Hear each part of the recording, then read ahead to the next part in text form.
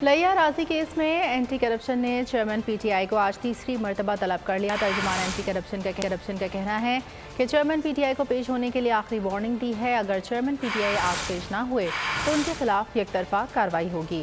سابق وزیر اعظم کی بہن اور بہنوئی کو بھی anti corruption D G Khan میں پیش ہونے کی ہدایت کی گئی ہے۔ ترجمان نے واضح کیا کہ اینٹی کرپشن نے طلبی کا نوٹس زمان پاک کی رہائش گاہ پر چسپاں کر دیا۔ ایڈوکیٹ علی اعجاز نے زمان پاک میں اینٹی کرپشن کا طلبی کا نوٹس وصول کیا۔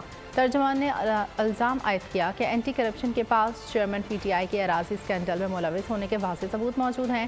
چیئرمین پی ٹی آئی نے اراضی کے غیر قانونی انتقال کے لیے ریونیو افسران پر بنی گالہ سے دباؤ ڈالا۔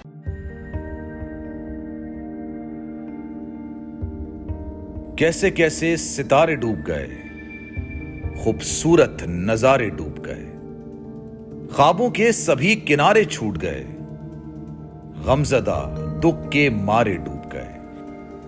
کتنی مشکل کا سامنا ہے یہاں، کتنے لوگوں کے پیارے ڈوب گئے۔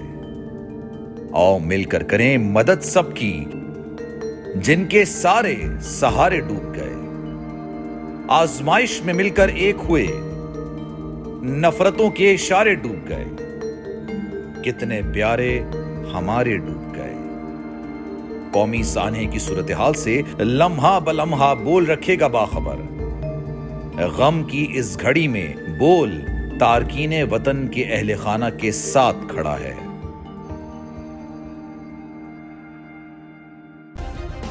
سبسکرائب کریں اور بیل دبائیں تاکہ کوئی خبر رہ نہ جائے۔